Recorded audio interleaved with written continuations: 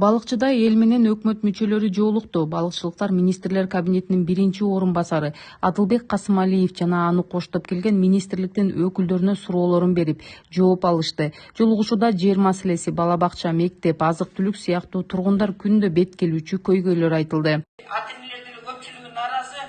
Балдарыбызга жок дегенде жарым жартылай болсо деле азыр 650 сомго тамак аш деле алыш кыйын. 650 сом ата энелер төлөсө, 650 сом республика бюджеттен бөлүнөт.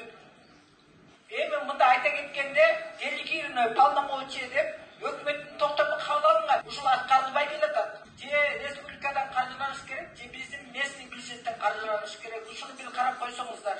Жолугушууга келген дыйкандар Айыл чарба министрлигине нааразычылыктарын билдиришти. Алар өрүк маселесине токтолуп, кошуна мамлекеттер айрым учурда Кыргызстандын жемиштерин өткөрбөй коерун айтышты. Кесепетинде дыйкандар жемиштерди бекер таратууга мажбур болуп, чыгашага учурап жаткандарын кошумчалады.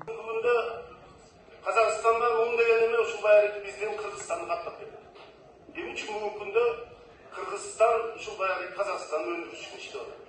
Анын үчүн Казакстан кезерinde катышкыбызды, алмабызды, ошондой эле абрикосубуздарыбызды өткөрбөйт. Жабыяны чыгып атат, үйүбүздөн келип абрикосубузду алып кетип экен. Азыр агылыкка киргенден зараттанып калдык. Эми ушу толтура Кудайым берип койдук. Ошол нерсени биз бүгүнкү күндө эл журтубуз кичинекей чөнтөгүн кампайтып, бул жаңы окуш жылына карата даярданып, бир топ нерсесин чечип алып жатат. Мына бүгүнкү күндө бул маселе өздөрү өлүп атат. Абрикос боюнча маселе болуп атат.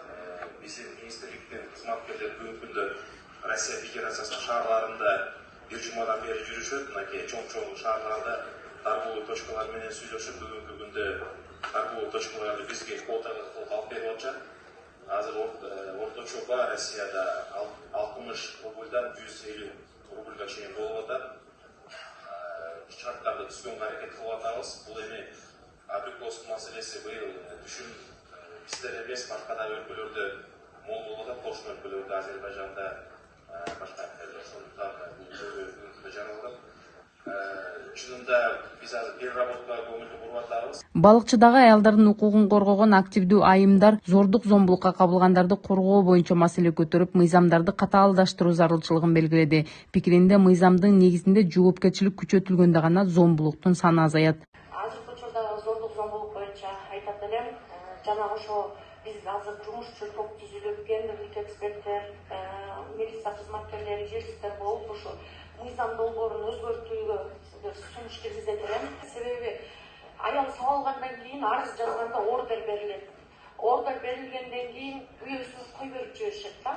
Мыйзам жок что, күйөөсү зордук зомбулук кылгандан кийин сразу момент камап салуу деген закон жок. Зордук зомбулук боюнча чындыгында чараларды күчөтүшүбүз керек дегенге мен жеке оюма айтып кетейин. Мен макулмун. Бул аял заты бул биздин апаларыбыз, чоң энелерибиз, карындаштарыбыз, эжелерибиз, анан балдарга да болгон.